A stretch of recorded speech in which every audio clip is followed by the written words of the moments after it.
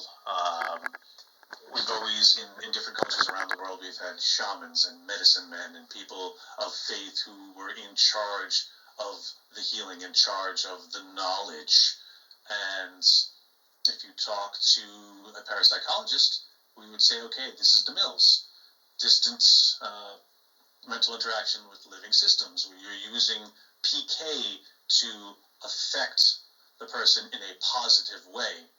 If you talk to someone in New Age or metaphysical circles, they're like, oh, it's Reiki, it's healing, it's, oh, you pray, it's the body. But it's still the human, there is intention behind it. So whatever the nomenclature, there is something to it. And whether we say, is healing paranormal, well, paranormal just being outside the normal, we don't quite understand it yet. I guess you could put it under that umbrella, but it is something different. And they've been doing lots of testing for it, and there is something occurring, but it all seems to be mental. A perfect example.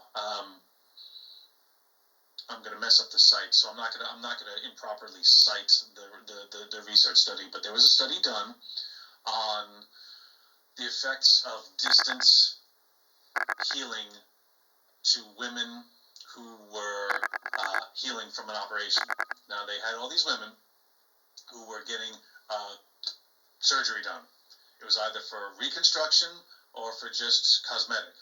None of it was life-saving. None of it was, okay, these people are dying, they need the surgery. It was all voluntary. So they said, hey, do you want to be in this study? A third of them, they divided them into 3 camps. One camp, they said, all right. And they put in implants in all of them to track the growth of, I forget what it is, but essentially the regrowth of skin, the regrowth of tissue. So the more that was happening, they could measure who was healing quicker than others. So the first group, they said, okay, you might be prayed, or you might get distant healing. Group 1, they were definitely going to get it. They were told that they might. Maybe yes, maybe no. Second group, they said, you might get healing. They would never get it. But they were told, you might get it, you might not. Third group, oh, you guys are getting healing. And they were given the healing. They did this for a month. The distant healers would focus on a picture. They would just concentrate on sending them healing energy, Reiki, Qigong, whatever their particular brand of DeMille's was. And what they found at the end of it, which group do you assume would have the highest rates of success in the healing? I suppose the one that they told them definitely we're going to get it, right? That's what you would think, and that's what I thought. You assume, okay, you know you're getting healing, you're going to heal.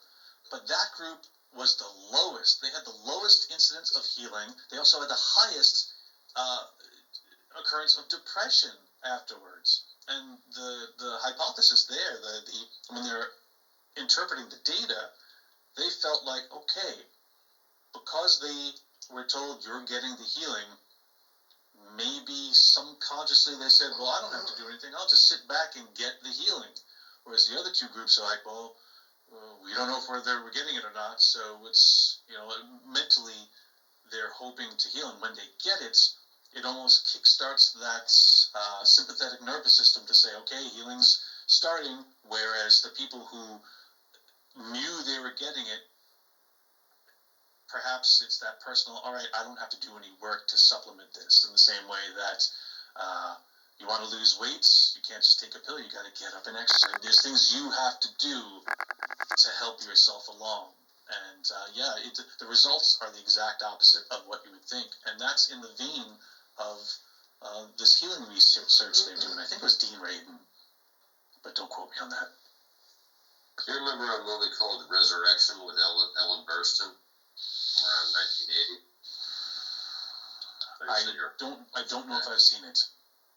1980. If you ever get a chance to check it out, it's a pretty cool movie. That woman who drives off a cliff with her husband and then survives. He doesn't. Suddenly she has the ability to heal people. All right.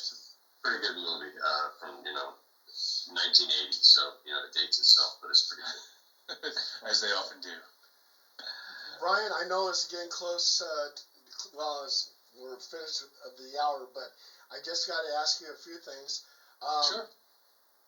Have you ever done UFO hunts or cryptic hunts like looking for Bigfoot? And have you ever been to Bridgewater Triangle? Have I done UFO hunts? Not really. I don't have a vehicle of my own to go into the atmosphere.